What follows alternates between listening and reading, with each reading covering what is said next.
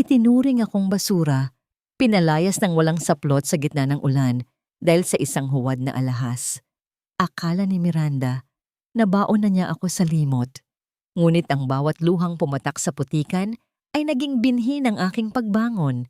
Don Julian, masdan mo ang babaeng tinawag mong magnanakaw. Siya na ngayon ang reyna ng sarili niyang mundo.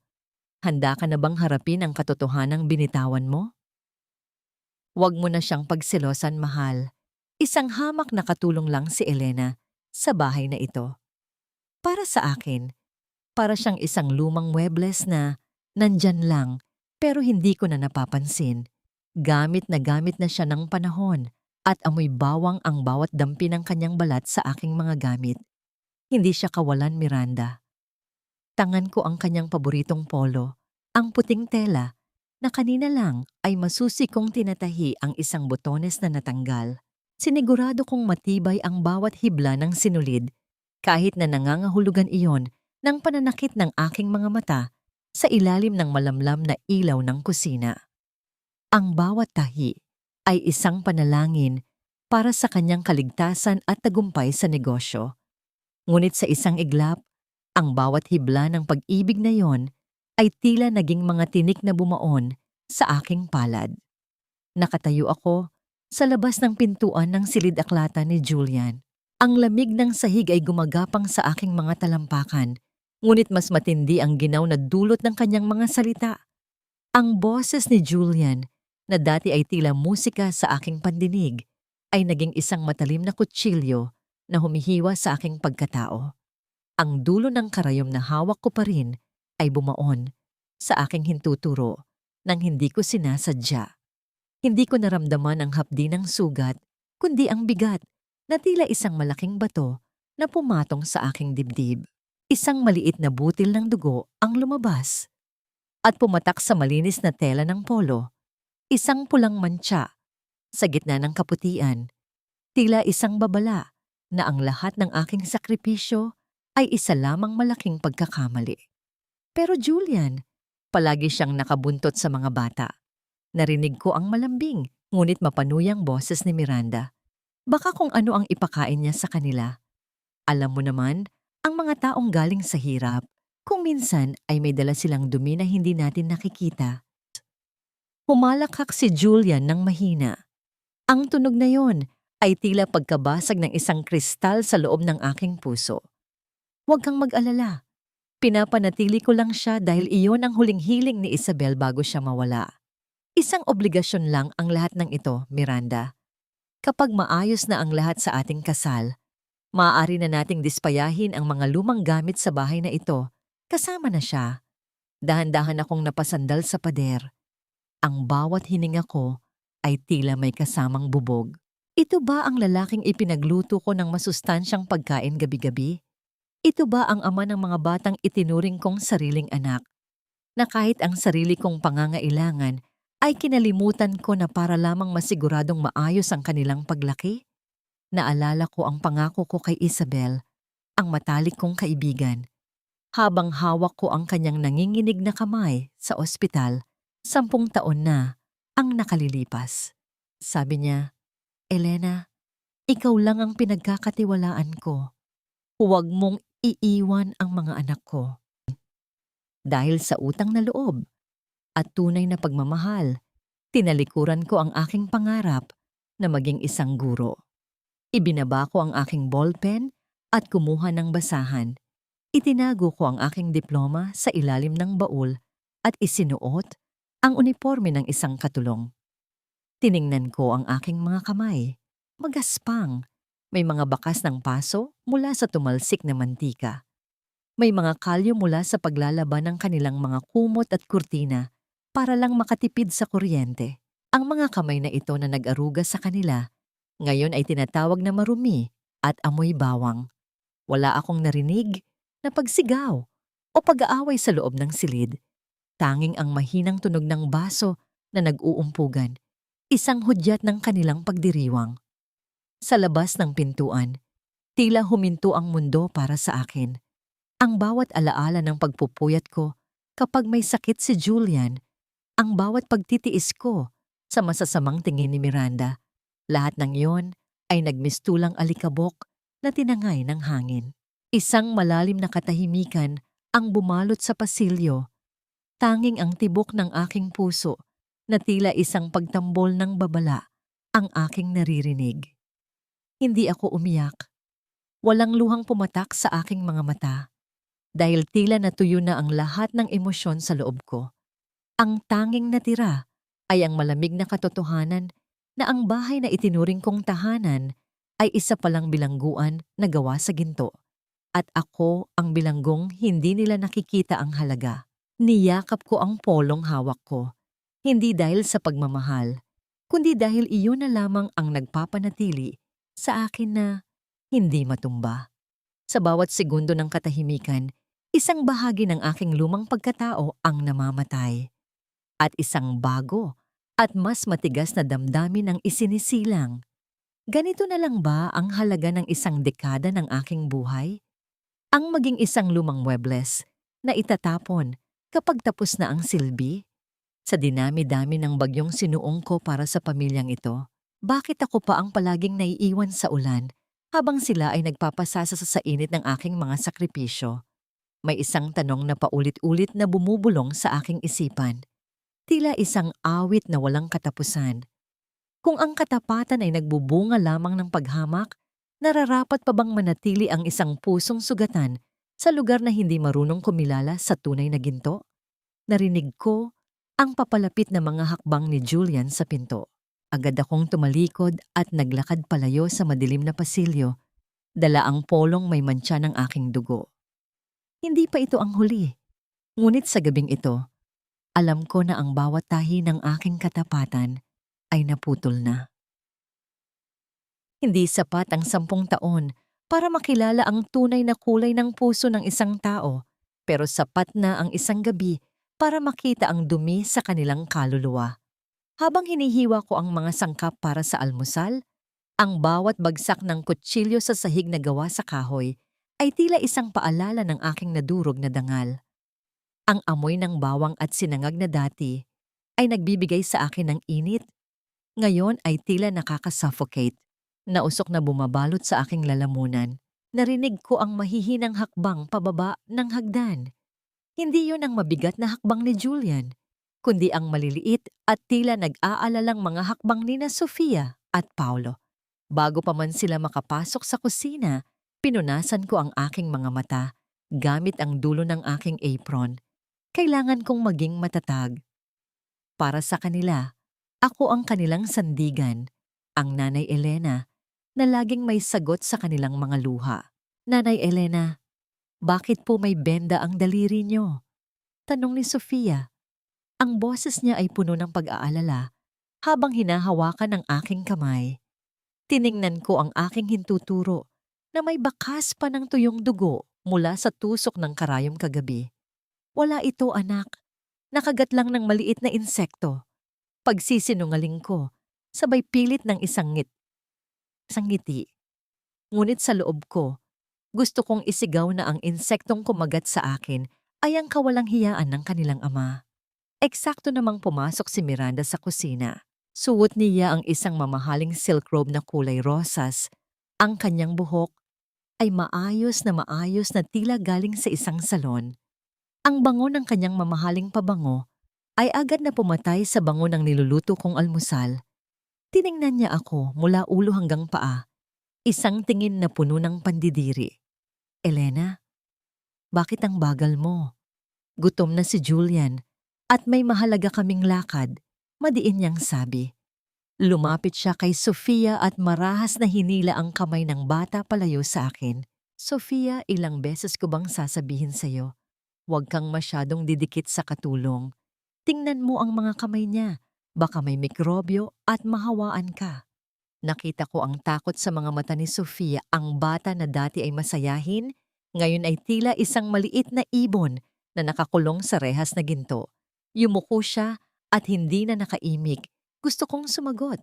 Gusto kong sabihin kay Miranda na ang mga kamay na tinatawag niyang marumi ang nagpaligo, nagbihis, at nagpakain sa mga batang ito noong mga panahong abala siya sa pagpili ng mamahaling bag. pero nanatiling nakatikom ang aking bibig. Ang utang na loob ko kay Isabel ang nagsisilbing busal sa aking mga labi. Pasensya na po, Ma'am Miranda. Ihahanda ko na po ang mesa. Mainhin kong sagot, bagamat ang bawat salita ay tila lason sa aking dila. Dumating si Julian at naupo sa kabisera. Hindi niya ako tinignan. Para sa kanya, ako ay bahagi lamang ng paligid. Isang anino na gumagalaw para pagsilbihan siya. Habang isinasalin ko ang kape sa kanyang tasa, napansin ko ang polong tahi ko kagabi na suot niya ngayon. Ang mantsa ng aking dugo ay naroon pa rin, maliit at tago sa ilalim ng kwelyo. Isang lihim na saksi sa aking pait. Julian, mahal. Simula ni Miranda sa kanyang pinakamatamis na boses. Napansin mo ba ang mga gamit sa sala? Tila lumana at hindi na nababagay sa ating darating na kasal.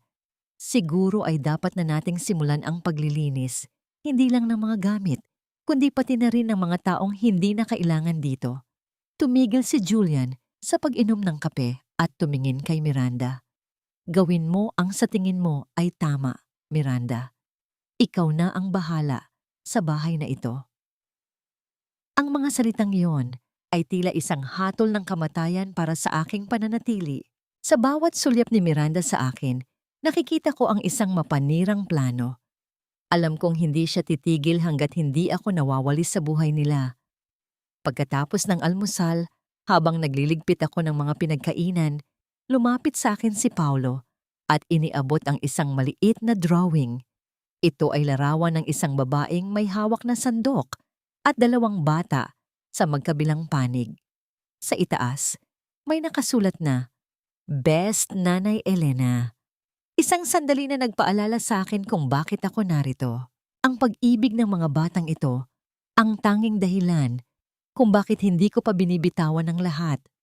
Ngunit gaano ko pa kaya kayang protektahan ang mga batang ito kung ako mismo ay unti-unti nang winawasak ng kanilang ama at ng babaeng papalit sa kanilang ina? Bago lumabas si Miranda sa kusina, bumulong siya sa aking tainga.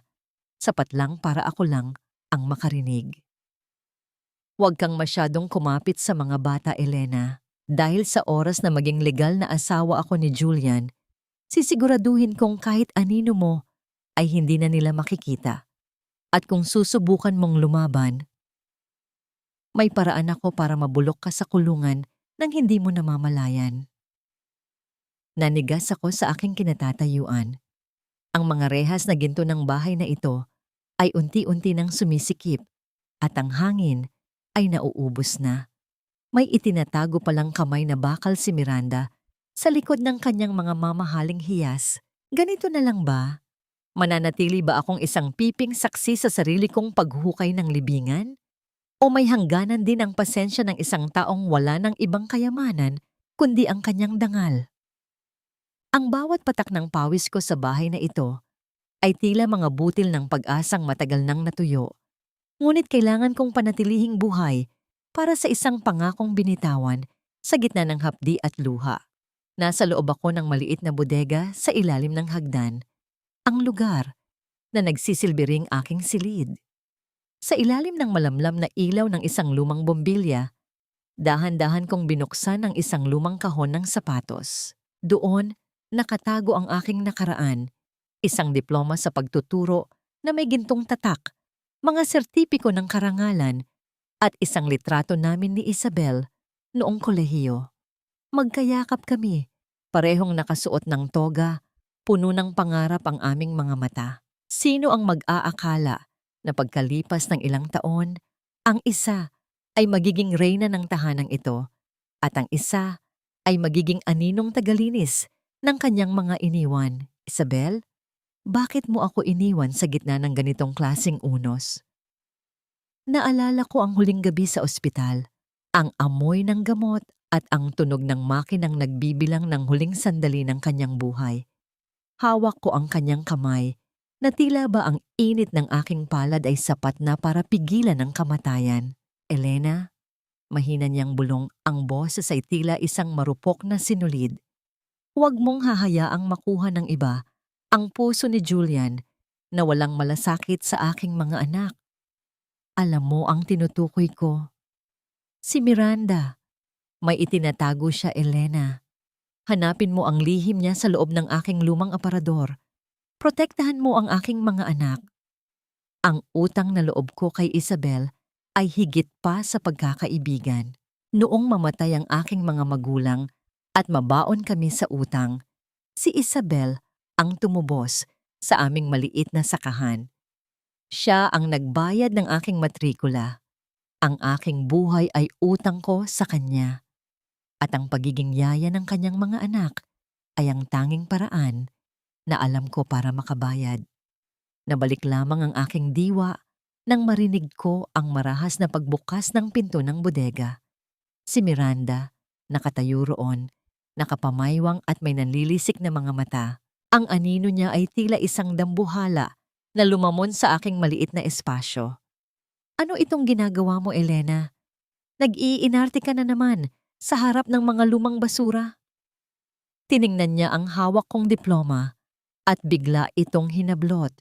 Isang matunog na punit ang yumanig sa katahimikan ng silid. Guro? Ikaw? Isang hamak na katulong na nagmamarunong? Huwag mong isiping dahil may pinag-aralan ka, ay kapantay mo na kami. Nanlambot ang aking mga tuhod nang makita ang aking diploma na napunit sa dalawa. Ang simbolo ng aking pinaghirapan ngayon ay basura na sa kanyang mga paa. Ma'am, wala po akong ginagawang masama. Naglilinis lang po ako. Pilit kong pinapakalma ang aking boses kahit na ang aking puso ay tila isang tambol na nagwawala. Linisin mo ang iyong sarili, Elena, dahil amoy lupa at amoy kahirapan ang bawat sulok na nadadaanan mo. Sabi niya bago tuluyang lumabas. Iniwan akong nakaluhod sa sahig habang pinupulot ang mga piraso ng aking pangarap. Ngunit sa gitna ng aking pagluha, napansin ko ang isang bagay na nalaglag mula sa likod ng litrato namin ni Isabel na nabitawan ko kanina. Isang maliit na susi na may nakaukit na letrang I. Ang susi sa lumang aparador ni Isabel sa itaas. Ang aparador na ipinagbawal ni Julian na buksan ng kahit na sino mula nang mamatay ang kanyang asawa. Tila tumigil ang pag-ikot ng mundo. Alam ko ang panganib kapag nahuli ako ni Julian na nangingialam sa mga gamit ng kanyang yumaong asawa. Tiyak na palalayasin niya ako ng walang pag-aalinlangan.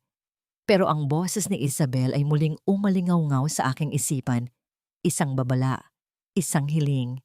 Dahan-dahan akong tumayo, pinunasan ang aking mga mata at itinago ang susi sa loob ng aking suot na medyas. Sa labas, ang langit ay nagsisimula ng magdilim, tila nakikiramay sa bigat ng aking nararamdaman. Ang ulan ay nagsimulang pumatak sa bubungan. Ang bawat bagsak ng tubig ay tila isang paalala na ang oras ay tumatakbo laban sa akin. Kailangan kong gawin ito ngayong gabi. Habang abala sina Julian at Miranda sa kanilang hapunan sa labas, kailangan kong akyatin ang silid na matagal nang sinarado ng lungkot at lihim. Ano ang itinatago ni Isabel? Ano ang kinatatakutan niya para sa kanyang mga anak? At gaano kalalim ang putik na kinasasadlakan ni Miranda na hindi alam ni Julian? Sa bawat hakbang ko paakyat sa hagdan, ang bawat tunog ng kahoy na tila dumaraing sa ilalim ng aking bigat ay nagpapatindi sa kaba sa aking dibdib. Ang kadiliman ng pasilyo ay tila may mga matang nagmamasid sa akin. Pagdating ko sa harap ng pinto ng silid ni Isabel, lumingon muna ako sa ibaba para masiguradong walang nakakakita. Inilabas ko ang susi, nanginginig ang aking mga daliri. Isang mahinang tunog ng pag-ikot ng kandado ang narinig at ang pinto ay dahan-dahang bumukas. Naglalabas ng amoy ng luma at tuyong bulaklak ng rosas, ang paboritong pabango ni Isabel. Ngunit sa gitna ng katahimikan, isang malamig na tinig ang narinig ko mula sa aking likuran. Isang tinig na hindi ko inaasahan sa oras na ito. Elena, anong ginagawa mo sa silid ng aking asawa? Ang bawat subo ng pagkaing pinaghirapan kong ihanda ay tila nagiging lason sa aking sariling lalamunan, lalo na kapag ang pasasalamat na inaasahan ko ay napapalitan ng hapdi at paghamak. Nanigas ang buong katawan ko nang marinig ang boses ni Julian sa likuran ko. Ang susi sa loob ng aking palad ay tila naging isang piraso ng nagbabagang bakal sa tindi ng kaba. Dahan-dahan akong humarap sa kanya, pilit na itinatago ang aking nanginginig na mga kamay sa likod ng aking apron. "Ma'am, Sir Julian," nauutal kong simula. Naisipan ko lang pong tingnan kung maayos pa ang loob. Baka po kasi pinamumugaran na ng anay ang mga lumang gamit ni Ma'am Isabel. Para rin po sa kalusugan ng mga bata kung sakaling pumasok sila rito. Madilim ang mukha ni Julian. Ang kanyang mga mata ay tila dalawang malalim na balon ng pait at pangungulila. "Sinabi ko na sa'yo, Elena, walang papasok sa silid na ito. Hindi mo kailangang magmalinis sa mga bagay na hindi ko naman iniutos sa'yo. Bumaba ka na at ihanda ang hapunan." Yumukod ako bilang pagtugon. Ang aking puso ay tila isang ibon na nagpupumiglas sa loob ng aking dibdib. Sa bawat hakbang ko palayo, sa pintuan ng silid ni Isabel, nararamdaman ko ang mapanuring tingin ni Julian sa aking likuran. Muntik na. Isang pagkakamali na lang at baka sa kalsada na ako pulutin ngayong gabi. Dumiretso ako sa kusina para tapusin ang pagluluto ng sinigang na baboy, ang paboritong ulam ni Julian kapag umuulan.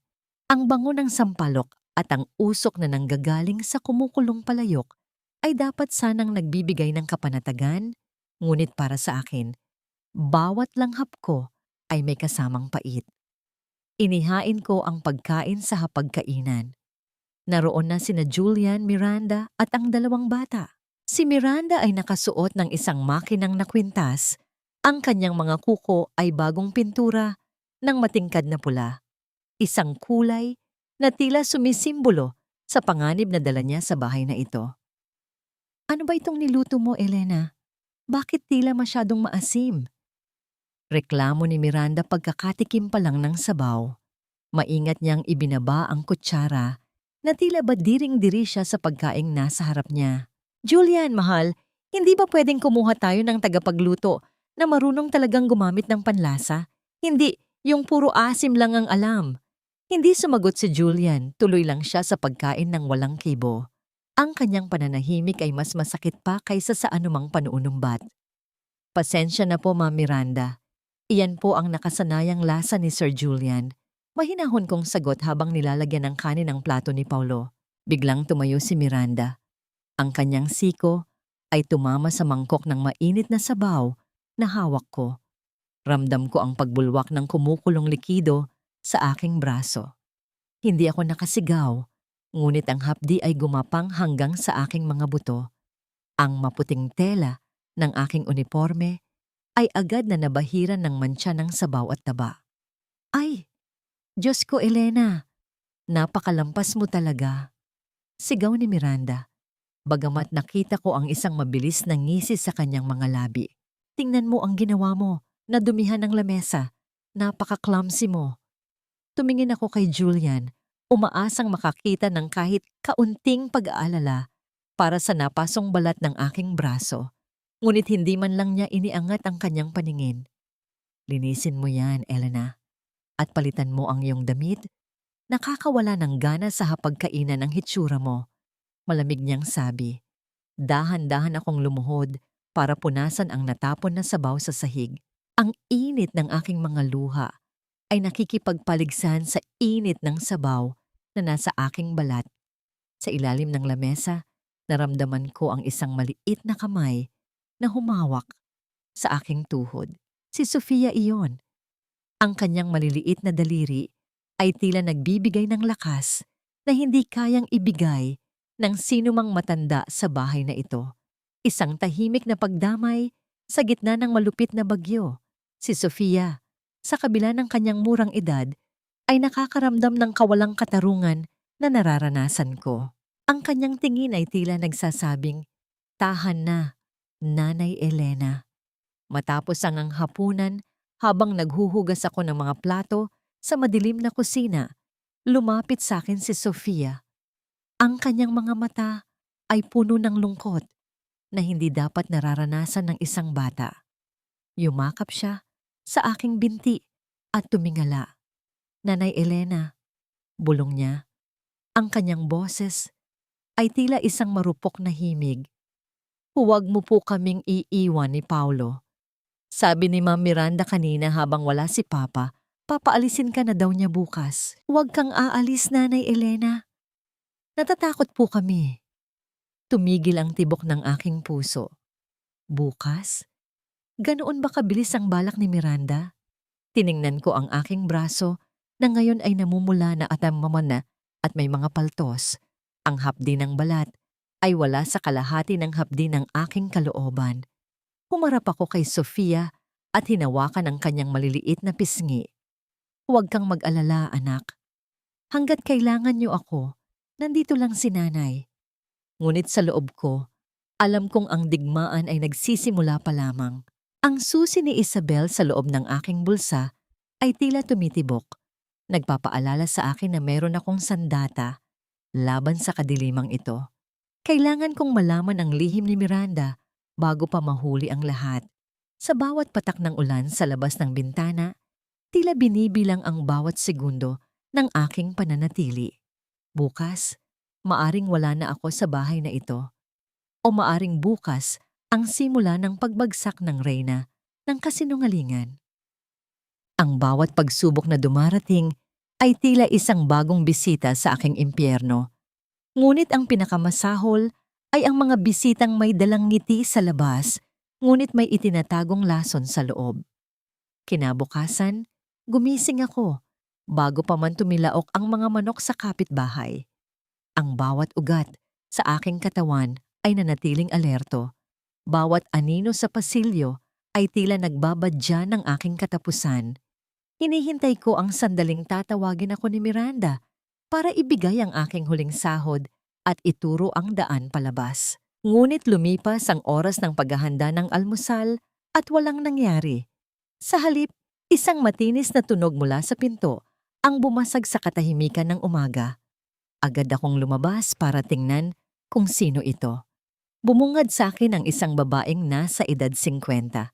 May makapal na kolorete sa muka at malalaking hikaw na kumikinang sa ilalim ng ilaw. Katabi niya ang dalawang malalaki at halos masirang maleta. Sino ka? Ikaw ba yung katulong dito? Tanong niya. Ang boses ay tila isang kaskas ng lumang lata. Tiningnan niya ako mula ulo hanggang paa.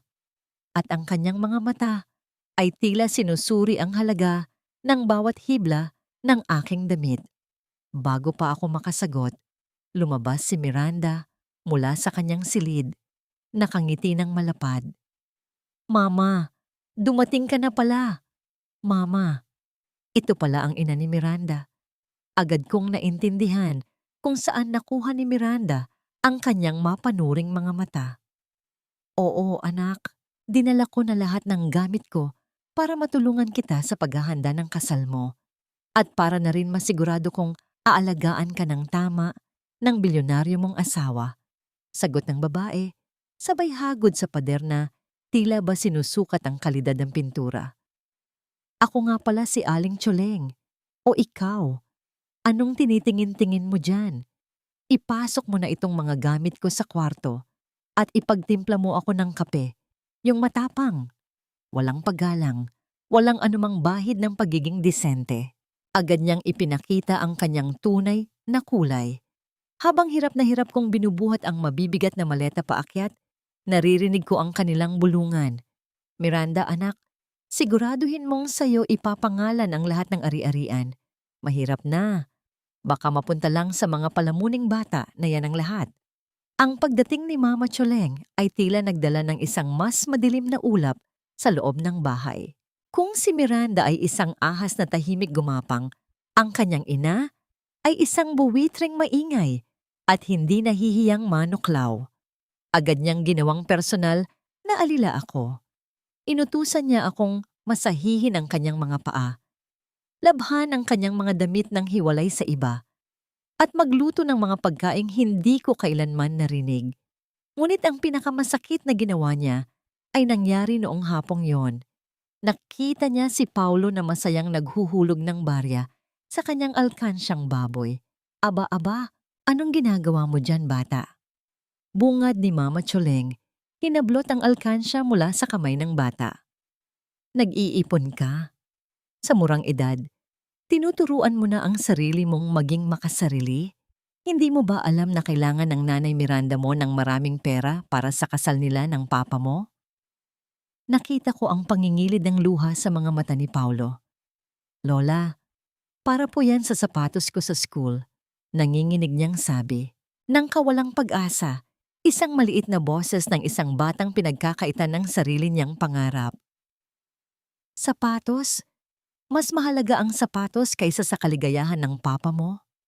Tumingin si Mama Choleng sa paligid at walang ano-ano'y ibinagsak ang alkansya sa sahig na gawa sa marmol.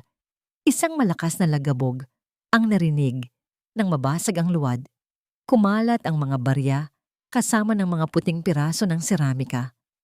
Tumalsik ang ilang barya sa ilalim ng mesa. Si Paulo ay napahagulgol. Napatakip ako ng bibig sa sobrang gulat at galit. Gusto kong sugurin si Mama Choleng. Gusto kong isigaw sa mukha niya na isa siyang demonyo. Ngunit nanatili akong nakatayo sa aking pwesto. Ang aking mga paa ay tila mga bakal na ibinaon sa lupa. Ayan, para matuto ka. Tumawa si Mama Choleng at sinimulang pulutin ang mga barya gamit ang kanyang mga paa na tila isang manok na naghahanap ng pagkain. Miranda, anak. Halika dito. May konting tulong na tayo para sa iyong wedding gown. Dahan-dahan akong lumuhod para tulungan si Paulo na damputin ang mga basag na piraso ng kanyang pangarap. Habang ginagawa ko ito, sinipa ni Mama Choleng ang isang piraso palayo sa akin. Hayaan mo na yan. Basura lang yan. Linisin mo na lang mamaya. Sa gitna ng aking pagliligpit, napansin kong walang pakialam si Miranda. Tinitingnan lang niya ang eksena na tila nanonood ng isang palabas sa telebisyon. Ito ba ang pamilyang papasukan ni Julian? Isang pamilya ng mga taong ang tingin sa pera ay mas mataas pa sa dignidad ng isang bata? Gabi na nang utusan ako ni Mama Choleng na linisin ang aking silid, ang bodega, sa ilalim ng hagdan. Linisin mo yang lungga mo, ang baho, amoy daga, sigaw niya. Habang inilalabas ko ang aking mga gamit, nakita ni Mama Choleng ang lumang kahon ng sapatos kung saan ko itinatago ang aking diploma, ang litrato namin ni Isabel, at ang iba pang alaala ng aking nakaraan. Ang kanyang mga mata ay biglang nagningning, isang ningning ng kasakiman. Ano iyan? Tanong niya, dahan-dahang lumalapit. Baka naman may tinatago o kang alhas dyan na galing sa dati mong amo. Buksan mo. Nanlamig ang aking dugo. Sa loob ng kahon na yon, sa likod ng lumang litrato, nakatago ang susi ni Isabel, ang tanging pag-asa ko para malaman ang katotohanan. Kung makikita ito ni Mama Choleng, siguradong katapusan ko na. Sa bawat ngiti ng kalaban, may isang patibong na inihahanda. Ang pinakamatalinong bitag ay hindi gawa sa bakal, kundi sa mga salitang matatamis na may kasamang lason ng pag-aalinlangan. Buksan mo, sabi, sigaw ni Mama Choleng. Ang kanyang mga daliri ay tila mga kuko ng agila na handang dumagit sa aking kahon ng alaala. Sa isang iglap, kailangan kong mag-isip. Hindi niya maaring makita ang susi. Aling Choleng, pasensya na po. Mga lumang sulat lang po ito mula sa aking yumaong ina. Napaka-personal po nito. Sabi ko, ang bawat salita ay may kasamang panalangin. Humalakhak siya ng mapanlait. Ina, sigurado ka bang hindi yan mga sulat pagnanakaw mula sa dati mong amo? Ipakita mo sa akin. Bago pa man niya mahablot ang kahon, isang boses ang pumigil sa kanya. Mama, hayaan mo na siya. Paniguradong mga basura lang yan. Halika na sa taas. May ipapakita ako sa iyong bagong alahas na binili ni Julian. Si Miranda, iniligtas niya ako, pero alam kong hindi dahil sa awa. Ang kanyang tingin sa akin ay may kasamang babala, isang tahimik na mensahe na nagsasabing, "Ako lang ang may karapatang magpahirap sa iyo." Nakahinga ako nang maluwag nang umalis sila. Agad kong kinuha ang susi mula sa kahon at itinago ito sa tahi ng laylayan ng aking uniforme. Isang lugar na hindi nila kailanman may isip na tingnan. Kinabukasan, tila nagbago ang ihip ng hangin. Sina Miranda at Mama Choleng ay naging mabait sa harap ni Julian. Ngunit sa likod niya, ang kanilang mga mata ay puno ng mga lihim na plano. Napansin ko ang mga bulungan nila sa hardin, ang mga palitan nila ng makahulugang tingin sa hapagkainan. Isang bagyo ang paparating at alam kong ako ang nasa sentro nito. Isang gabi, habang naghahanda ako ng hapunan, pumasok si Julian sa kusina. Bihis na bihis siya, may dalang isang maliit na maleta. Ito ang unang pagkakataon sa loob ng maraming linggo na kinausap niya ako ng direkta. "Elena, aalis ako papuntang Cebu para sa isang business conference. 3 araw akong mawawala." Sabi niya, ang kanyang boses ay formal at walang emosyon. "Ikaw na ang bahala sa mga bata. Huwag mong hahayaang may mangyaring masama sa kanila. Iiwan ko ang numero ng hotel ko kung sakaling may emergency." Tumango lang ako. Ngunit sa loob ko, isang malamig na takot ang gumapang. 3 araw. 3 araw na maiiwan akong mag-isa kasama ang 2 demonyo sa bahay na ito. Habang papaalis si Julian, niyakap siya ni Sofia. "Papa, huwag ka na pong umalis. O isama niyo na lang po kami ni Kuya Paulo at Nanay Elena." Umiiyak na pakiusap ng bata. "Sofia, huwag kang magulo. Kailangan ito para sa trabaho." Sagot ni Julian, tinatanggal ang pagkakayakap ng bata. "Nandyan naman si Tita Miranda niyo para alagaan kayo." Napansin ko ang saglit na pagkunot ng noo ni Julian nang makita ang takot sa mukha ni Sofia nang banggitin ang pangalan ni Miranda. Ng kanyang pagdududa. Isang maliit na butil ng katotohanan na nagsisimulang sumibol sa gitna ng mga kasinungalingan. Hinaplos niya ang buhok ng anak. Isang kilos na tila may kasamang hindi maipaliwanag na pag-aalala. Ngunit mabilis din niyong nawala. Hinalikan niya sa noo ang mga bata, tumango kay Miranda, at tuluyan nang umalis. Hindi man lang niya ako tinapunan ng tingin. Ang hindi ko alam, ang pag-alis na yon ay isang malaking kasinungalingan. Sa loob ng kanyang maleta, walang mga damit pang negosyo, kundi mga maliliit na kamera na nakatago sa mga libro at iba pang gamit. Ang takot na nakita niya sa mga mata ng kanyang anak ay sapat na para magtanim ng binhi ng duda sa kanyang puso. Hindi siya papuntang Cebu. Pumunta siya sa isang kalapit na hotel para panoorin ang lahat ng mangyayari sa loob ng kanyang sariling pamamahay. Ang patibong ay naitayo na, ngunit para kanino ba talaga ito? Kinagabihan, nagsimula ang tunay na kulay ng impyerno. Nang masigurado ni na Miranda at Mama Choleng na nakaalis na si Julian, nagsimula silang magplano. Narinig ko ang kanilang usapan mula sa siwang ng pinto ng kusina. "Anak, ito na ang pagkakataon natin," sabi ni Mama Choleng. "Kailangan nating palayasin ang lintang yan bago pa bumalik si Julian." Isang malaking iskandalo na hindi niya kayang palampasin. "Ano ang plano mo, Mama?" tanong ni Miranda.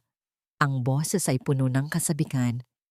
"Simple lang, pagnanakaw. Pero hindi lang basta pagnanakaw. Ang pinakamahalagang alahas sa bahay na ito, ang kwintas na diamante na pamana pa ng lola ni Julian. Itatago natin yan sa mga gamit niya.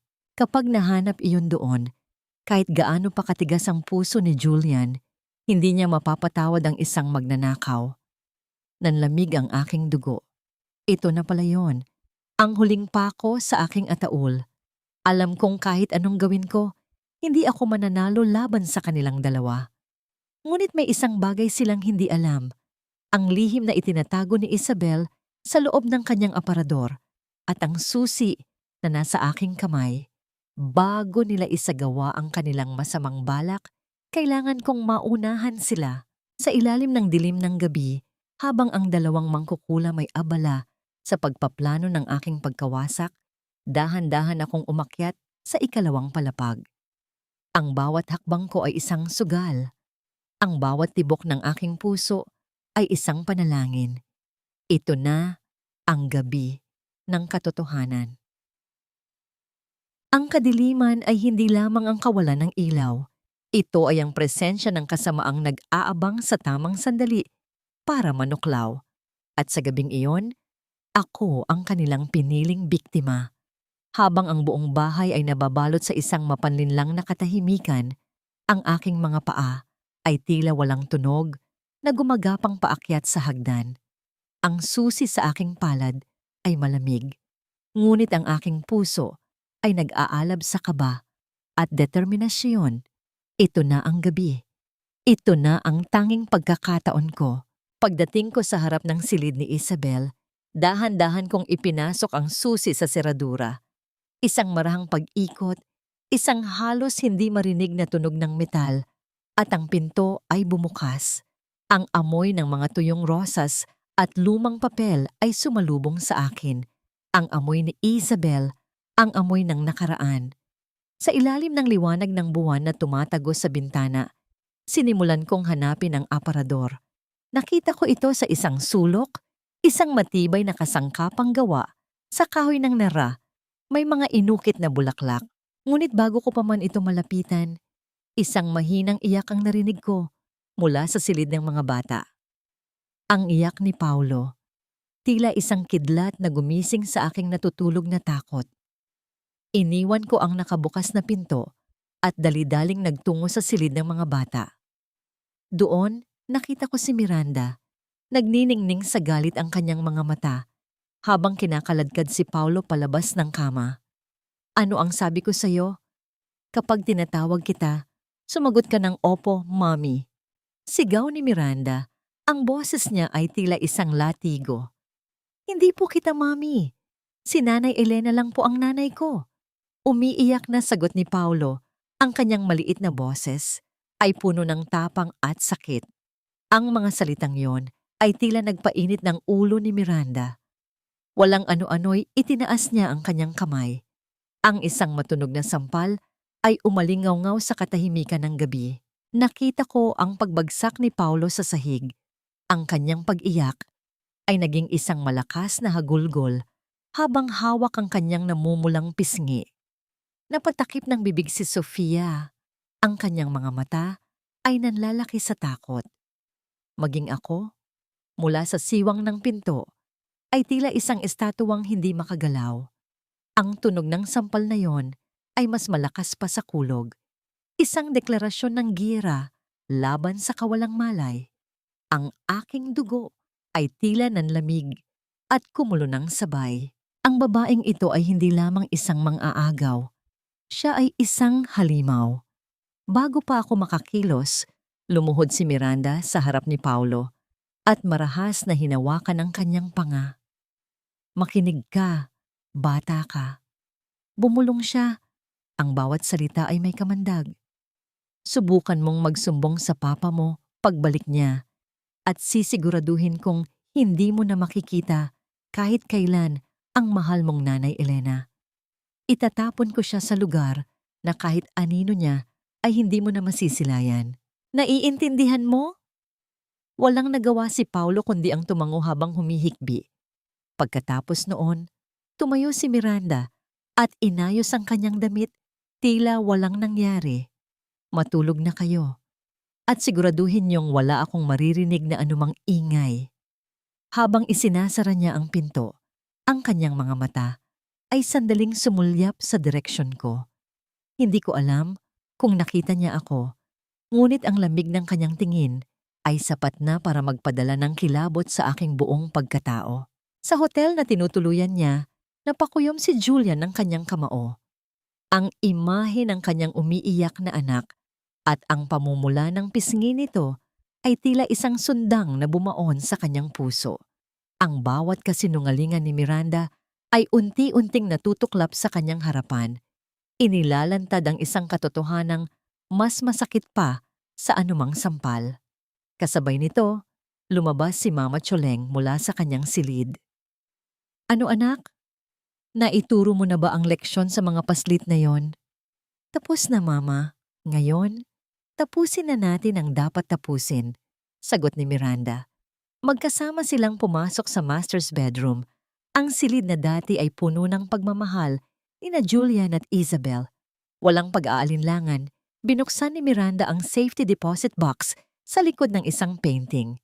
Doon, sa ibabaw ng mga dokumento, nakapatong ang isang kahon ng pilus. Binuksan nila ito at ang liwanag mula sa pasilyo ay sumayaw sa ibabaw ng mga diamante ng kwintas. Ang ganda nito ay kabaliktaran ng kanilang masamang intensyon. Napakaganda. Bulong ni Mama Choleng, ang kanyang mga mata ay puno ng kasakiman. Siguradong sapat na ito para mabulok ang babaeng iyon sa kulungan habang buhay. Hawak ang kwintas. Dumiretso sila sa aking silid, ang bodega. Alam kong wala na akong oras para sa aparador ni Isabel. Kailangan kong bumalik bago nila ako mapansin. Tahimik akong bumaba. Ang puso ko ay dumadagundong sa bawat hakbang. Nagtago ako sa madilim na sulok ng kusina, kung saan tanaw ko ang ginagawa nila.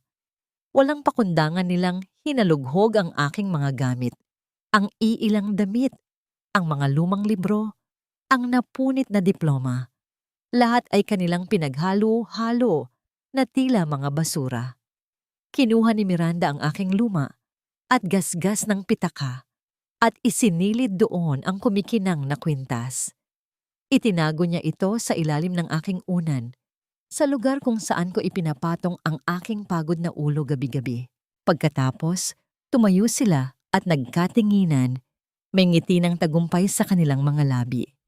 Perpekto, sabi ni Miranda. Kinuha niya ang kanyang telepono at nagsimulang mag-dial. Ang kanyang boses, na kanina lang ay puno ng galit, ay biglang naging puno ng pagkataranta at pekeng luha. Hello? Pulis? Tulong!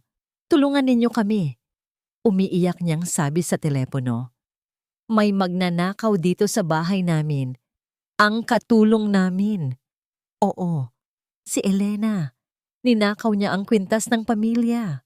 Kailangan niyo siyang hulihin bago pa siya makatakas. Sa labas, isang sirena ng pulis ang unti-unting naririnig. Papalapit ng papalapit. Tila isang panaghoy na nagbabadya ng aking nalalapit na kasawian. Ang bawat tunog ng sirena na papalapit ay tila mga pako na ibinabaon sa aking dibdib, habang ang mga pekeng luha ng akusador ang nagsisilbing martilyo na pumupukpok sa aking dangal. Ang mga ilaw mula sa sasakyan ng pulis ay sumasayaw sa mga bintana, nagpipinta ng pula at asul na mga anino sa mukha ni Miranda.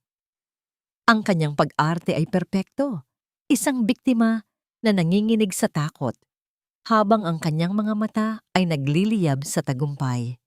Narito siya mga sir, ang magnanakaw. Sigaw niya, itinuturo ang kanyang daliri sa akin na tila isa itong espada. 2 pulis ang pumasok, ang kanilang mabibigat na bota ay lumilikha ng nakakabinging tunog sa marmol na sahig. Tiningnan nila ako. Ang kanilang mga mata ay walang emosyon, puno ng hinala. Sa itaas ng hagdan, narinig ko ang mahinang pag-iyak ni na Sofia at Paulo. Isang tunog na mas matalim pa sa anumang akusasyon. Ma'am, nasaan po ang ebidensya? Tanong ng isang pulis. Nasa lungga niya, sa bodega sa ilalim ng hagdan. Mabilis na sagot ni Miranda, hinihila ang mga pulis patungo sa aking maliit na silid. Wala akong nagawa, kundi ang sumunod. Ang aking mga paa ay tila may nakagapos na kadena. Sa bawat hakbang, nararamdaman ko ang paglamig ng aking pag-asa.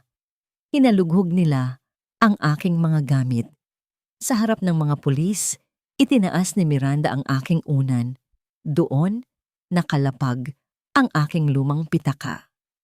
Buksan niyo, utos niya. Binuksan ng pulis ang pitaka at mula sa loob nito, lumabas ang isang sinag ng liwanag na tila kumitil sa lahat ng natitira kong lakas.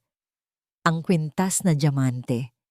Kumikinang ito sa ilalim ng ilaw, isang magandang bagay na naging simbolo ng aking pagkawasak. Ayan, sabi ko sa inyo. Humagulhol si Miranda. Isang pekeng pagtangis ng isang nagwagi. Pinagkatiwalaan namin siya. Pinakain, itinuring na pamilya, at ito ang isusukli niya sa amin. Nilapitan ako ng pulis. Hawak ang isang posas. Miss, kailangan niyo pong sumama sa amin sa presinto. Ito na, ang katapusan. Napapikit ako, hinihintay ang malamig na bakal sa aking mga pulso. Itigil niyo yan. Isang boses ang bumasag sa lahat ng ingay. Isang boses na puno ng awtoridad at malamig na galit. Ang boses ni Julian. Nakatayo siya sa may pintuan, hindi nakasuot ng pangnegosyo, kundi ng isang simpleng t-shirt at maong. Ang kanyang mukha ay hindi mabasa, ngunit ang kanyang mga mata ay tila dalawang nagbabagang uling na nakatutok sa isang tao lamang. Kay Miranda. Julian? Mahal? Anong ginagawa mo rito? Akala ko nasa Cebu ka? Gulat na tanong ni Miranda. Ang kanyang pagkukunwari ay biglang naglaho. Hindi sumagot si Julian. Dahan-dahan siyang naglakad papalapit. Hindi niya tiningnan ang kwintas. Hindi niya tiningnan ang mga pulis. Ang kanyang atensyon ay nasa babaeng minsan niyang pinangarap na pakasalan. Akala mo, mahina niyang sabi. Itinaas niya ang kanyang telepono. Isang mahinang pindot at ang katahimikan ng bahay ay napuno ng mga boses na nagmumula sa maliit na aparato. Unang lumabas ang boses ni Miranda. Ano ang sabi ko sa'yo? Kapag tinatawag kita, sumagot ka ng opo, mami. Sumunod ang umiiyak na boses ni Paulo. Hindi po kita, mami. Si Nanay Elena lang po ang nanay ko. At pagkatapos, ang pinakamasakit sa lahat, ang tunog ng isang malakas na sampal na sinundan ng hagulgol ng isang batang nasaktan. Namutla si Miranda. Ang kanyang mga labi ay nagsimulang manginig. Julian, pakinggan mo ako. Hindi iyan totoo. Ngunit hindi pa tapos si Julian. Ipinagpatuloy niya ang video. Lumabas ang boses ni Mama Choleng at ni Miranda. Nagpaplano. Ang pagkuha ng kwintas, ang pagtatago nito sa aking gamit. Ang bawat salita ng kanilang masamang balak ay umaling-awngaw sa buong kabahayan, isang hatol na hindi maikakaila. Nang matapos ang video, isang nakabibinging katahimikan ang bumalot sa amin. Maging ang mga pulis ay hindi makapaniwala. Julian, mahal, lasing lang kami. Nagbibiro. Desperadong sabi ni Miranda. Hinahawakan ang braso ni Julian. Huwag mo akong hawakan. Ang boses ni Julian ay hindi pa sigaw. Ngunit ang lamig nito ay sapat na para magpayelo sa impyerno. Dahan-dahan niyang inalis ang kamay ni Miranda na tila ito ay isang maruming basahan. Tumingin siya sa babaeng puno ng kasinungalingan at sa kauna-unahang pagkakataon, nakita niya ang tunay nitong anyo, isang halimaw na nababalutan ng ganda. Ang pinakamasakit na bahagi nito, Miranda, sabi ni Julian, ang bawat salita ay tila isang patak ng asido, ay hindi ang pagnanakaw mo sa kwintas. Ito ay ang pagnanakaw mo sa tiwala ko, ang pagnanakaw mo sa kapayapaan ng mga anak ko, ang pagnanakaw mo sa dignidad ng isang babaeng walang ginawa, kundi ang mahalin sila nang higit pa sa sarili niya. Bumaling siya sa mga pulis. Mga sir, patawarin niyo po ang abala. Nagkamali po ng akusasyon ang babaeng ito. Ang totoong krimen na nangyari dito ay ang physical. Ang totoong krimen na nangyari rito ay ang physical abuse sa aking mga anak at ang malisyosong paninirang puri sa isang inosenteng tao. Pagpapatuloy ni Julian, ang boses niya ay tila isang hatol na wala ng bawian. Mga sir, arestuhin niyo ang babaeng yan at ang kanyang ina. May hawak akong sapat na ebidensya para mabulok sila sa kulungan.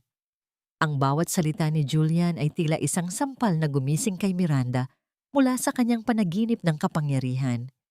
Ang kanyang mukha, na kanina lang ay puno ng kapalaluan, ay biglang nagmura, naging maputla, nanginginig, at puno ng desperasyon.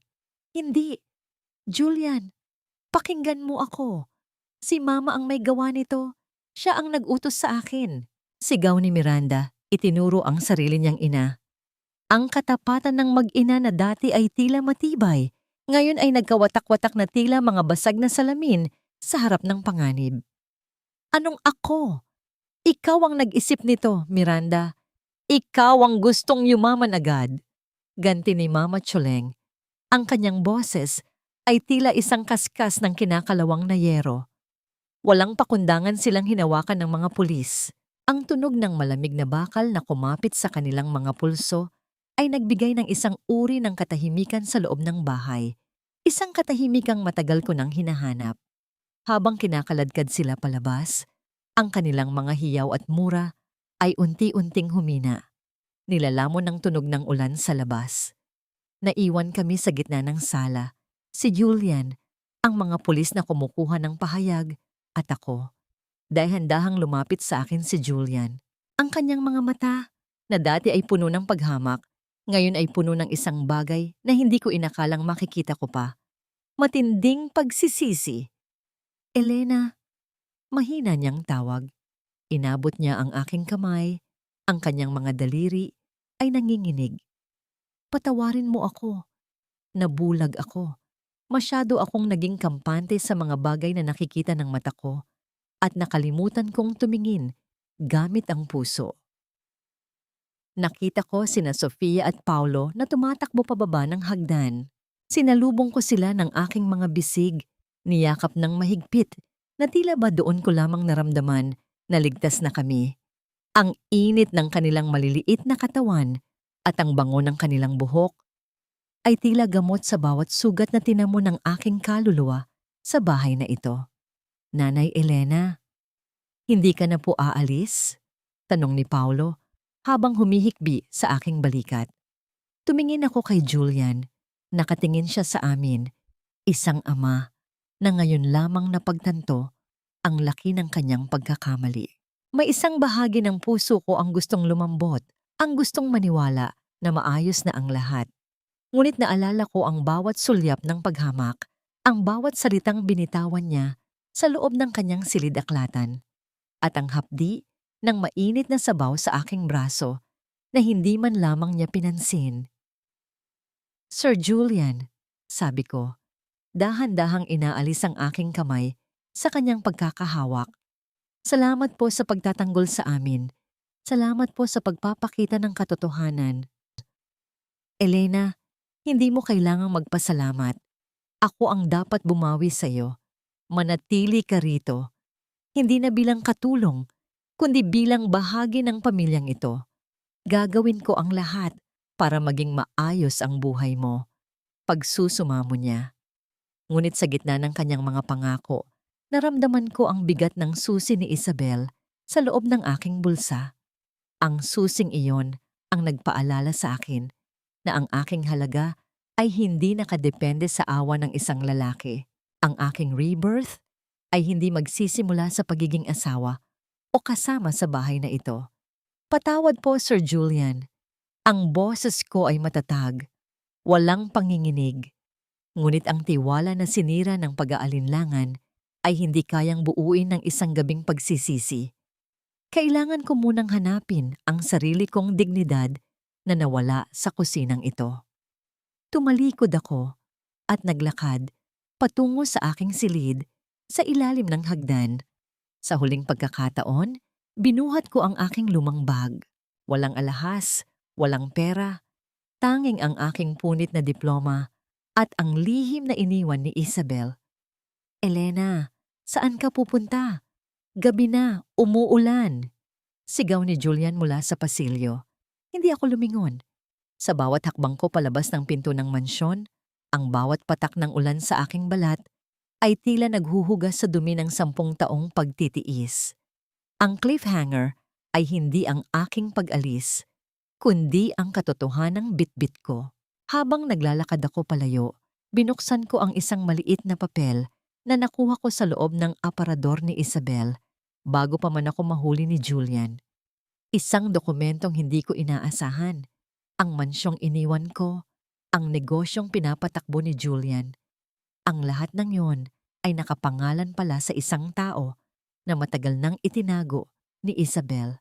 At ang taong yon ay hindi si Julian.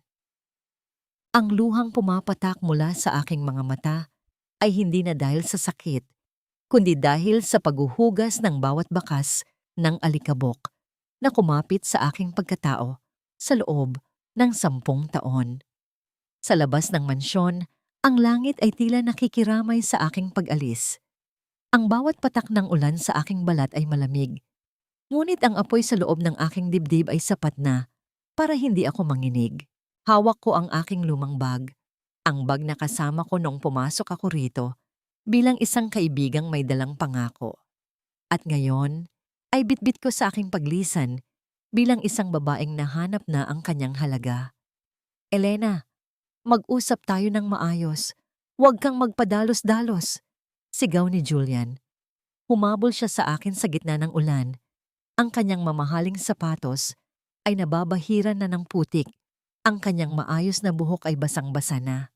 Huminto ako at dahan-dahang lumingon. Ang ilaw mula sa poste sa labas ng gate ay nagbibigay ng madilim na anyo sa kanyang mukha. Mag-usap? Tungkol saan, Sir Julian? Tungkol sa kung paano niyo ako ginawang anino sa loob ng sarili niyo pong tahanan. O tungkol sa kung paano niyo hinayaang yurakan ang dangal ko dahil lamang sa isang kwintas. Babawi ako, Elena. Pangako, bibigyan kita ng sarili mong bahay, ng pera, kahit ano. Ang pagsusumamo sa kanyang boses ay tila isang musikang huli na ang dating. Ang dignidad ko ay hindi mabibili ng kahit ilang mansyon, Sir Julian. Mahinahon kong sagot. Ang boses ko ay hindi nanginginig. Ito ay kasing tatag ng lupang kinatatayuan ko. Ang pagkakamali niyo ay inakala niyo na dahil katulong ako ay wala na akong karapatang masaktan. Ang utang na loob ko kay Isabel ay natapos na sa gabing iniligtas ko ang mga anak niyo mula sa halimaw na pinatira niyo rito ng paglaya. Nakita ko ang sakit sa kanyang mga mata. Isang uri ng sakit na alam kong dadalhin niya habang buhay. Ang pagsisisi ay isang lason na dahan-dahang papatay sa kanyang katahimikan gabi-gabi. Narinig ko ang pagbukas ng pinto ng mansyon. Lumabas sina Sofia at Paulo, pilit na pinipigilan ng mga bagong yaya na kinuha ni Julian pansamantala. Nanay Elena, wag po. Ang hiyaw ni Sofia ay tila humihiwa sa aking puso. Lumuhod ako sa gitna ng basang damuhan. Kahit na nais kong tumakbo pabalik at yakapin sila, alam kong kailangan kong gawin ito. Sofia, Paulo, makinig kayo kay nanay. Hindi ako aalis dahil hindi ko kayo mahal. Aalis ako dahil kailangan kong patunayan sa mundo at sa inyo na ang isang babae ay dapat rinirespeto. Babalik si nanay, hindi bilang yaya, kundi bilang isang taong maipagmamalaki ninyo. Tumayo ako at hindi na muling tumingin sa kanila. Ang bawat hakbang ko palayo sa gate ay tila pagtanggal ng isang mabigat na pamatok sa aking leeg. Sumakay ako sa isang lumang jeepney na nagkataong dumaan. Naupo ako sa dulo, pinagmamasdan ng mansyon na unti-unting lumiliit sa aking paningin. Sa loob ng jeep, sa ilalim ng malamlam na ilaw, kinuha ko ang dokumentong nakuha ko sa aparador ni Isabel. Ang aking mga daliri ay nanginginig habang binabasa ang mga salitang nakasulat sa lumang papel. Ito ay isang holographic will, isang huling habilin na isinulat mismo ni Isabel bago siya pumanaw. At doon, sa gitna ng mga legal na salita, ay nakasaad ang katotohanang yayanig sa mundo ni Julian. Ang lahat ng lupang kinatatayuan ng mansyon, ang mga shares sa kumpanya, at maging ang ancestral home ng pamilya ay hindi pala kay Julian. Ang lahat ng ito ay ipinamana ni Isabel sa kanyang mga anak sa ilalim ng pangangalaga ng isang trustee na itinalaga niya, isang taong pinagkakatiwalaan niya ng higit sa sinuman. At ang pangalang nakasulat doon bilang tagapangalaga ng lahat ng kayamanan ng pamilya ay ang aking pangalan, Elena Santos. Hindi lang ako basta yaya. Ako ang tunay na may hawak ng susi sa kinabukasan ng pamilyang ito. Si Isabel ay mas matalino kaysa sa inakala namin. Alam niyang darating ang araw na maliligaw ng landas si Julian at ipinagkatiwala niya sa akin ang sandata para protektahan ang kanyang mga anak. Tumingin ako sa labas ng bintana ng jeep. Ang ulan ay unti-unti nang tumitila at sa malayo, ang unang sinag ng bukang liwayway ay nagsisimula ng sumilip. Sa loob ng 10 taon, nanilbihan ako sa kanila. Ngunit simula sa araw na ito, ang mundo ang maninilbihan sa akin. Ang aking paglalakbay mula sa putikan patungo sa rurok ng tagumpay ay nagsisimula na. Julian, akala mo ay natapos na ang lahat sa aking pag-alis. Ngunit hindi mo alam, hawak ko ang buong mundo mo sa aking mga palad. At sa susunod na magkita tayo, hindi na ako ang babaeng amoy bawang at langis, kundi ang babaeng magpapasya kung may matitira pa sa iyong karangyaan. Hindi binubura ng panahon ang mga sugat, binibigyan lang nito ng kulay ang ating bawat pagbangon mula sa madilim na kahapon. 2 taon. 730 araw ng pagpapatulo ng pawis at pagtitiis sa init ng kalan. Ang aking mga kamay, na dati ay tinawag na marumi at amoy bawang, ngayon ay ang mga kamay na nagpapatakbo sa isa sa pinakasikat na kainan sa gitna ng lungsod. Nakatayo ako sa harap ng malaking salamin ng aking sariling opisina. Hindi na apron ang suot ko, kundi isang maayos na puting chef's coat na may borda ng aking pangalan, Chef Elena Santos. Ang bawat hibla ng tela ay tila isang pagkilala sa aking pagkatao na matagal kong ibinaon sa limot. Ang kusina ni Isabela, ang pangalan ng aking restaurant, bilang pagpupugay sa kaibigang nagtiwala sa akin, ay naging kanlungan ng mga taong naghahanap ng tunay na lasa ng tahanan. Hindi ko ginamit ang perang iniwan ni Isabel sa Diyos para sa aking sarili. Itinago ko ang dokumentong yon sa isang ligtas na lugar. Nagsimula ako sa pinakamaliit na paraan, isang kariton ng ulam sa tabi ng kalsada. Naalala ko, ang mga gabing halos hindi ako matulog dahil kailangang maagang magluto. Ang bawat sentimong iniipon ko para sa aking pangarap. Ang bawat pagod ay tila isang hakbang palayo sa bodega sa ilalim ng hagdan. Isang matandang babae na madalas kumain sa aking restaurant ang humawak sa aking kamay matapos niyang matikman ang aking sinigang. Sabi niya, "Anak, ang lasa ng luto mo ay tila isang mahigpit na yakap ng isang ina, nakakagamot ng lungkot."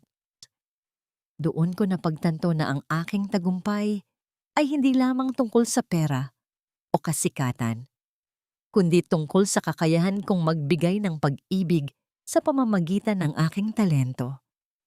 Sa kabilang dako ng lungsod, sa loob ng isang malamig at tahimik na opisina, nakaupo si Julian. Mas marami na ang puting buhok sa kanyang sentido at ang mga guhit sa kanyang noo ay tila mas lumalim na. Hawak niya ang isang magasin kung saan ang aking mukha ay nasa cover. Isang babaeng matapang, matagumpay, at hindi na nangangailangan ng sinumang tagapagligtas. Sir Julian? May reservation po kayo sa kusina ni Isabela ngayong gabi. Ang mga anak niyo po ang humiling, sabi ng kanyang sekretarya. Narinig ko ang mahinang buntong hininga ni Julian mula sa aking imahinasyon habang binabasa ko ang listahan ng mga panauhin para sa gabing iyon. Alam kong darating ang araw na ito. Ang araw na maghaharap kami hindi bilang amo at katulong, kundi bilang 2 taong pinaghiwalay ng pagkakamali at pinagtagpo muli ng tadhana sa isang bagong yugto. Nang sumapit ang 7:00 ng gabi, Ang restaurant ay napuno ng halimuyak ng mga sariwang sangkap at banayad na musika. Mula sa kusina, nakita ko ang pagpasok ng isang pamilyar na anyo. Si Sofia at Paulo, ang aking mga anak-anakan, ay mas matangkad na ngayon, ngunit ang kanilang mga mata ay nagniningning pa rin sa tuwa nang makita ako. At sa likod nila, nakatayo si Julian. Tumigil ang mundo sa paligid ko nang magtagpo ang aming mga mata. Ang distansya sa pagitan namin ay hindi nagawa sa pader ng mansyon, kundi ng 2 taon ng pagbabago. Nakita ko ang gulat sa kanyang mukha nang makita niya ang isang Elena na punong-puno ng kumpiyansa, isang babaeng hindi na kailangang yumuko. Elena, mahina niyang sambit. Ang boses ay tila isang bulong ng nakaraan. Ngumiti ako, isang tunay at malayang ngiti. Magandang gabi, Sir Julian. Maligayang pagdating sa aking tahanan. Ngunit sa gitna ng aming muling pagkikita, napansin ko ang isang bagay sa kanyang mga mata, isang matinding pangamba. At nang sulyapan ko ang pintuan ng restaurant, nakita ko ang isang lalaking hindi ko inaasahan. Isang abogado na may dalang isang itim na folder. Ang abogadong humahawak sa huling habilin ni Isabel. Chef Elena, sabi ng abogado, oras na para buksan ang huling bahagi ng kasunduan. Ang negosyong ito, ang restaurant na ito, kailangan na nating pag-usapan ang tunay na nagmamay-ari ng lupang kinatatayuan nito. Napatingin ako kay Julian at nakita ko ang kanyang pagkabigla. Isang lihim na hindi ko pa kayang aminin ang unti-unti nang lumalabas sa dilim.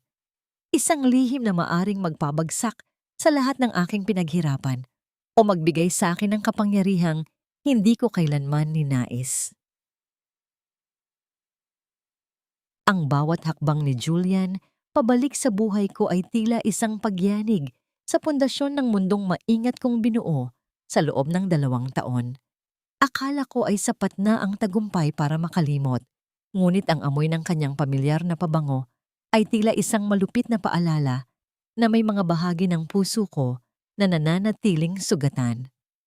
Nakatayo ako sa gitna ng aking restaurant, suot ang aking puting chef's coat na tila isang baluti laban sa nakaraan. Ang liwanag ng mga chandelier ay sumasalamin sa mga kristal na baso sa mesa, ngunit ang tanging nakikita ko ay ang mga mata ni Julian. Wala na ang dating talim at bagsik. Ang naroon na lamang ay ang malalim na pagod at isang uri ng pagsisisi na tila dahan-dahang kumakain sa kanyang pagkatao. Elena, Chef Elena, muling pag-uulit ni Julian. Ang boses niya ay nanginginig, tila hindi makapaniwala na ang babaeng nasa harap niya ngayon ay ang katulong na dati ay hindi niya man lamang matitigan ng diretsyo. Nanay Elena, hindi na nakatiis si Sofia. Tumakbo siya patungo sa akin at niyakap ako ng mahigpit. Kasunod niya si Paulo na ngayon ay halos kasingkad na niya ako. Sa yakap na yon, tila natunaw ang lahat ng pait. Ang init ng kanilang mga bisig ay nagbalik sa akin sa mga gabing ipinagtitimpla ko sila ng gatas sa madilim na kusina ng mansyon. Hinaplos ko ang buhok ni Sofia at hinalikan sa noo si Paulo. Ang laki niyo na. Bulong ko. Ang aking boses ay puno ng emosyon. Sana ay nag-aaral kayong mabuti. Opo, nanay. Palagi kaming nagkukwento kay Papa tungkol sa'yo, sabi ni Paulo. Sabay sulyap sa kanyang ama na nananatiling nakatayo sa isang sulok, tila isang estranghero sa sarili niyang pamilya. Humarap ako kay Julian, pinapanatili ang aking profesional na anyo. Maupo kayo, Sir Julian. Ipaghahanda ko kayo ng pinakamahusay na putahe ng kusina ni Isabela. Naupo sila at sa bawat subo ni Julian ng aking nilutong adobo sa puti, nakikita ko ang pagpikit ng kanyang mga mata. Tila sa bawat lasa ay naaalala niya ang lahat ng mga pagkakataong binaliwala niya ang aking pag-aaruga. Ang katahimikan sa kanilang lamesa ay puno ng mga salitang hindi masabi, mga hiling na huli na para bigkasin. Nabalik ang aking atensyon kay Attorney Ramos, ang abogadong kanina pa naghihintay sa aking opisina. Inilabas niya ang isang itim na folder at inilapag ito sa lamesa. Chef Elena, kailangan mong malaman ang katotohanan. Simula ni Attorney Ramos, ang boses niya ay seryoso at walang bahid ng biro. Ang lupang kinatatayuan ng restaurant na ito at ang lahat ng ari-arian na nasa ilalim ng trust fund na iniwan ni Isabel ay nasa panganib. Nanlamig ang aking dugo. Anong ibig mong sabihin, attorney? Maayos ang takbo ng negosyo ko. Binabayaran ko ang lahat ng obligasyon ko. Hindi ikaw ang problema, chef, sagot niya. Sabay sulyap kay Julian na nasa labas ng opisina. Ang kumpanya ni Julian ay malapit nang bumagsak dahil sa mga maling desisyon na ginawa niya matapos kang umalis. May mga utang siyang hindi nababayaran at ang mga creditors ay nagsisimula nang habulin kahit ang mga ari-ariang akala niya ay sa kanya. Ngunit dahil ikaw, ang itinalagang trustee ni Isabel, ikaw lang ang may kapangyarihang magligtas sa kanila o hayaan silang mawalan ng lahat. Tumingin ako sa labas ng salamin ng aking opisina. Nakita ko si Julian na masayang pinapanood ang kanyang mga anak na kumakain, walang kaalam-alam na ang buong mundo niya ay unti-unti nang gumuho. Ang lalaking dati ay tinitingala ko dahil sa kanyang yaman at kapangyarihan. Ngayon ay isang taong nakadepende na lamang sa aking desisyon. Naramdaman ko ang bigat ng responsibilidad. Isabel, bakit mo ako binigyan ng ganitong uri ng kapangyarihan? Ang maghiganti ay napakadali, ngunit ang magpatawad at magligtas ay isang krus na napakabigat pasanin. Bumalik ako sa hapagkainan nila Julian. Tumayo si Julian at humarap sa akin. Ang kanyang mga mata ay puno ng pagsusumamo. Elena, alam ko na ang lahat. Mahina niyang sabi. Nalaman ko na ang tungkol sa huling habilin ni Isabel. Nalaman ko na ikaw ang may hawak ng lahat. Hindi ako narito para hingi ng pera o ang kumpanya. Narito ako para humingi ng isa pang pagkakataon. Hindi bilang amo mo, kundi bilang isang lalaking gustong bumawi sa lahat ng kanyang pagkakamali. Ito ang sandaling matagal ko nang pinangarap, ang makita siyang nakaluhod sa harap ko. Ngunit sa halip na saya, ang naramdaman ko ay isang malalim na lungkot. Eksakto namang tumunog ang telepono ni Attorney Ramos. Pagkatapos ng ilang sandali, lumapit siya sa amin na may balisang mukha. Chef Elena, Sir Julian, may problema? Sabi ng abogado. Si Miranda, nakalabas na siya ng kulungan sa pamamagitan ng isang technicality. At ang balita, kasama niya ang isang grupo ng mga investors na gustong bawiin ang lupa ng restaurant na ito sa pamamagitan ng isang pekeng dokumento na pirma daw ni Isabel. Tila tumigil ang pag-ikot ng mundo. Ang nakaraan na akala ko ay nakakulong na sa likod ng rehas, ngayon ay muling nagbabalik para kunin ang lahat ng aking pinaghirapan. Isang matinding tensyon ang bumalot sa buong restaurant. Tumingin ako kay Julian at sa unang pagkakataon, nakita ko ang pagkakaisa sa aming mga mata. Ang aming laban ay hindi pa tapos. Hindi ko hahayaang makuha nila ang itinayo mo, Elena. Madiing sabi ni Julian. Ang kanyang dating bagsik ay muling nagbalik. Ngunit sa pagkakataong ito ay para protektahan ako. Ngunit sapat na ba ang kanyang pangako para labanan ang isang babaeng wala ng kinatatakutan? At ano ang gagawin ko kung ang tanging paraan para maligtas ang negosyo ko ay ang pakikipagtulungan sa lalaking minsan nang sumira sa aking puso? Ang nakaraan ay tila isang aninong pilit tayong hinahabol, ngunit sa pagkakataong ito, hindi na ako ang babaeng tatakbo sa dilim. Ako na ang magsisilbing liwanag na maglalantad sa lahat ng inyong kasinungalingan. Hindi pa natatapos ang gabi nang ang katahimikan ng aking restaurant ay muling binalot ng tensyon. Ang tunog ng marahas na pagbukas ng pinto ay naging hudyat ng pagdating ng isang bagyong akala ko ay tuluyan ng lumipas. Pumasok si Miranda. Suot ang isang itim na damit na tila nakikiramay sa sarili niyang dangal. Kasunod niya ang ilang lalaking nakabarong at may bitbit na mga dokumento. Wala na ang kanyang pekeng tamis Ang naroon na lamang ay ang desperasyon ng isang taong wala ng matakbuhan. Elena, akala mo ba ay tapos na tayo? Bungad ni Miranda. Ang boses niya ay tila kaskas ng kinakalawang na kutsilyo. Ang lupang ito ay nakapangalan sa pamilya ni Julian at bilang magiging asawa niya, may karapatan ako rito. Ang hawak mong papel mula kay Isabel ay isang basura. Dahan-dahan akong tumayo mula sa aking kinauupuan. Tiningnan ko siya ng diretso sa mga mata. Isang tinging puno ng katatagan na hinubog ng 2 taon ng pagsisikap. Miranda, ang kasinungalingan ay parang isang bahay na gawa sa baraha. Sa bawat hihip ng hangin ng katotohanan, unti-unti itong guguho. Lumapit si Julian sa harap ko, tila isang pader na nagpoprotekta sa akin. Umalis ka na, Miranda. Wala ka ng lugar dito. Ang lahat ng dokumentong hawak mo ay alam nating huwad. Huwad? Tingnan natin kung sino ang pagsisilbihan ng batas. Sigaw ni Miranda, sabay balibag ng mga papel sa ibabaw ng lamesa. Ang tunog ng pagbagsak ng mga pahina ay tila isang hamon sa aking katahimikan. Ito na ang sandaling inihanda ko. Kinuha ko ang itim na folder na ibinigay sa akin ni Attorney Ramos. Ang folder na naglalaman ng mga dokumentong nakuha ko sa lihim na aparador ni Isabel, 2 taon na ang nakalilipas. Miranda, hindi lang dialogo ng pagmamana ang itinigil ni Isabel sa aparador na yon. Mahinahon kong sabi, habang inilalabas ang isang selyadong sobre. Nandito rin ang mga ebidensya ng iyong nakaraan. Ang mga ilegal na transaksyong ginawa mo bago mo pa man makilala si Julian.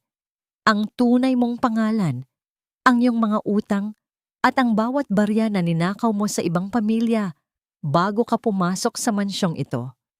Alam ni Isabel ang lahat at hinintay lamang niya ang tamang panahon para ilantad ka.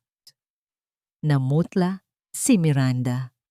Ang kanyang mga labi ay nagsimulang manginig at ang kanyang matapang na anyo ay biglang naglaho, tila isang usok na tinangay ng hangin. Ang mga lalaking kasama niya ay nagsimulang mag-alinlangan, nagtitinginan sa isa't isa habang unti-unting umaatras. Hindi totoo iyan, nautal niyang sabi. At ang pinakaimportante sa lahat, pagpapatuloy ko, ang boses ko ay matatag at puno ng awtoridad. Ang diamanteng kwintas na sinubukan mong gamitin para sirain ako, ang tunay na kwintas ay ligtas na nakatago. Ang kwintas na kinuha mo at ibinenta sa black market, 2 taon na, ang nakalilipas ay isa lamang imitasyon na sadyang ipinalit ni Isabel dahil alam niyang pagtatangkaan mo ito. Sa sandaling iyon, pumasok ang mga pulis sa restaurant.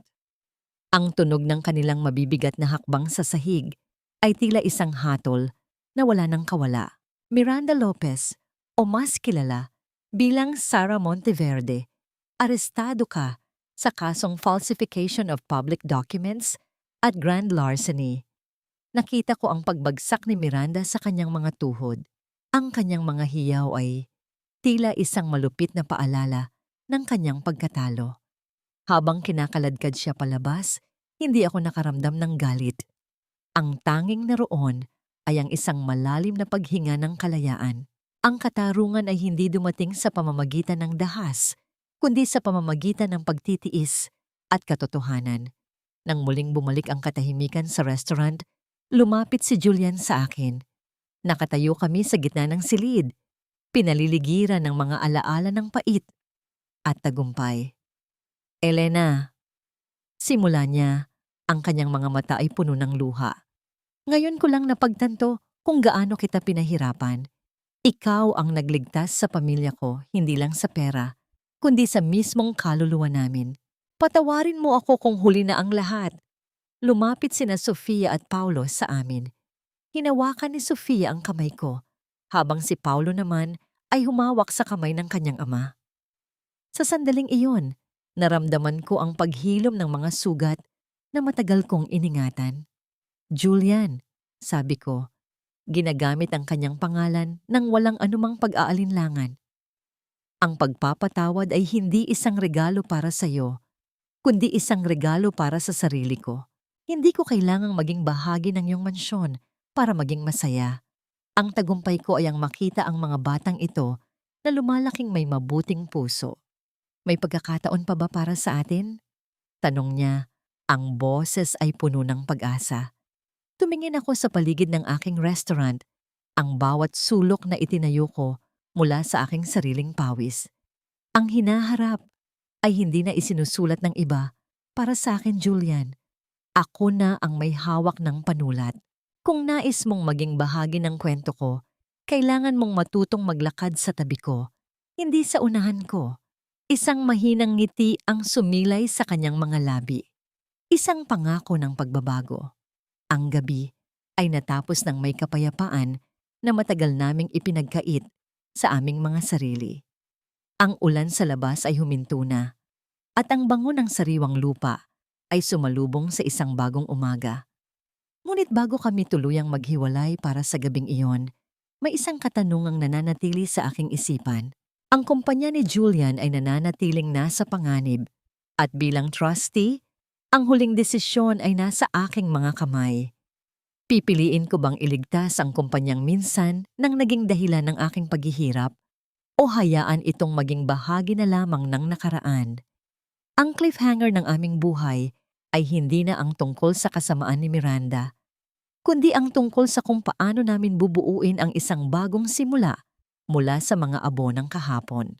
Ang bawat kwento ay may tuldok, ngunit ang akin ay nagsimula sa isang mantsa ng dugo at luha na naging tinta para isulat ang isang bagong kabanata ng tagumpay at pag-asa. Isang taon ang mabilis na lumipas mula ng gabing iyon sa restaurant. Nakatayo ako ngayon sa balkonahe ng aking bagong tahanan, isang bahay na hindi kasing laki ng mansyon ni Julian, ngunit bawat sulok nito ay puno ng liwanag at amoy ng sariwang bulaklak ng sampagita. Hindi ito bigay ni Julian.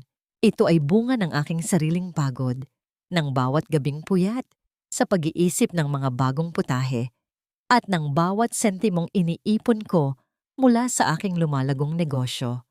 Ang kusina ni Isabela ay hindi na lamang isang restaurant. Ito ay naging isang foundation na rin para sa mga kababaihang nakaranas ng pang-aabuso at kawalan ng katarungan. Sa bawat pagbisita ko sa aming center, nakikita ko ang sarili ko sa kanilang mga mata. Mga sugatang ibon na unti-unti nang natututong lumipad muli. Kumusta na si Miranda? Ang balita ko mula kay Attorney Ramos, siya at si Mama Choleng ay nananatili sa likod ng rehas. Ang kanilang kasakiman ang naging sarili nilang bilangguan.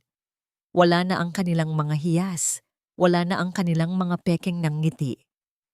Ang tanging natira sa kanila ay ang mapait na lasa ng pagkatalo. Hindi ko sila kinamumuhian. Sa halip, kinahahabagan ko sila dahil hindi nila kailanman nalaman ang tunay na kahulugan ng sapat at tapat na pamumuhay. Isang mahinang tunog ng pagbukas ng pinto ang narinig ko. Lumingon ako at nakita ko sina Sofia at Paulo, may dalang mga libro at mga medalya. Nanay Elena, honor student po kami ni Paulo. Sigaw ni Sofia, ang kanyang muka ay nagniningning sa saya. Niyakap ko sila ng mahigpit. Ito ang aking pinakamalaking tagumpay, ang makitang lumalaki silang may dangal at pagmamahal sa kapwa.